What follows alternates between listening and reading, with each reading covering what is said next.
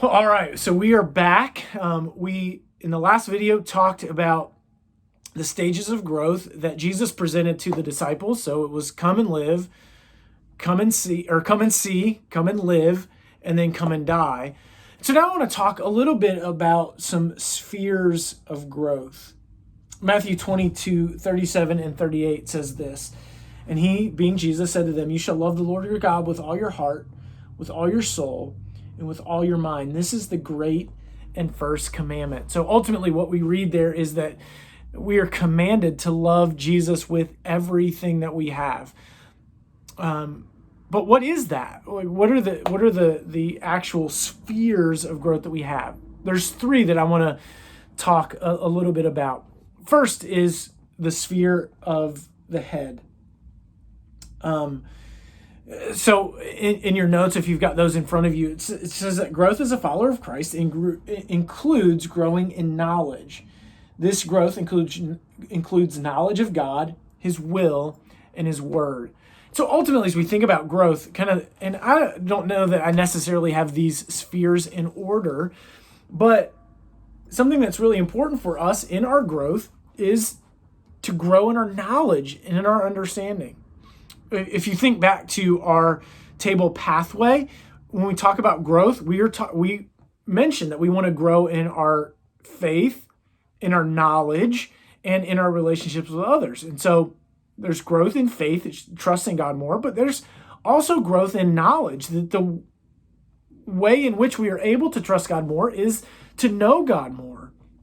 How do we know God? We know God primarily through His word.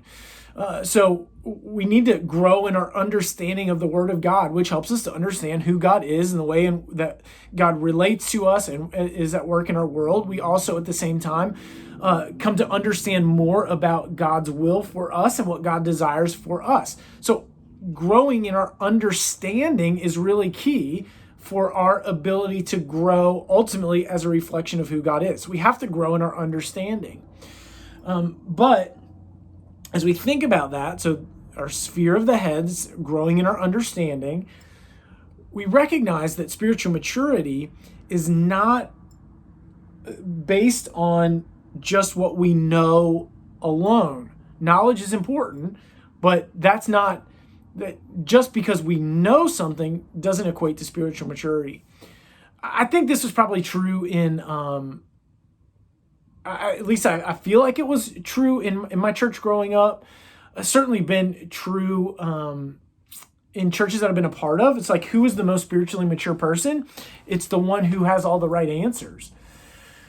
And so implicitly then, what happens is we equate spiritual maturity with knowledge. So if you have the right answers, you can be as mean as anybody can be.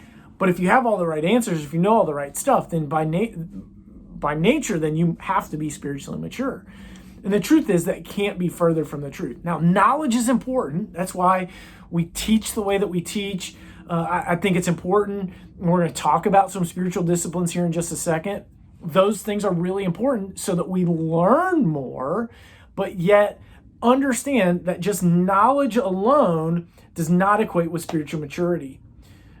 And we see this, I think, really clearly with Jesus and the religious leaders of his day. Who was it that he came down to hardest on? It was the religious leaders. They had all the answers. They knew all the right things, but Jesus called them whitewashed tombs. Looked good on the outside, but they were dead on the inside. So growing in our knowledge is important. So that first sphere, we have to grow in our knowledge. But again, knowledge alone does not equate to spiritual maturity. That's why we have to understand these other spheres as well. The second sphere is the sphere of the heart. The heart it's mentioned a lot in the Bible, and I think in some ways, sometimes we can be confused by that. So, like the gospel presentation where we ask Jesus into our heart, like what does that mean? And we say, "Oh, I have Jesus in my heart," and like we kind of point to our hearts. We're to love the Lord with all our hearts, and again, like I'm thinking about like my physical heart, like it's not that. So heart in biblical terms, in Jewish society in the first century when the Bible was written, was really considered to be the center of who we are. In some sense, it was the truest part of who we are. It's the seat of our emotion and our intellect and our will. It's, again, kind of the center of who we are. As we think about heart today, likely we're thinking about emotions, passions, and things like that. And certainly that is, in some sense, when we think about this second sphere, that's what we're thinking about, is the sphere of the heart, the center of who we are. But growth in our heart, so it's not just the things that we know, but now it's really our character and what drives who we are. And so we need to be growing in our character as well so that we become more like Jesus. So it's a transformed heart, a renewed heart. And so, we use that language a lot in church. But what we're referring to is that there is a character transformation that's taking place. And so it's the Spirit of God who is at work in our hearts, in that part of who we are. In some sense, maybe you could think about it, the immaterial part of who we are. So the Spirit of God is at work in our emotions, in our core being, the motivators of our lives, what drives us, all of that, and transforming us so, again, that we become more like Jesus.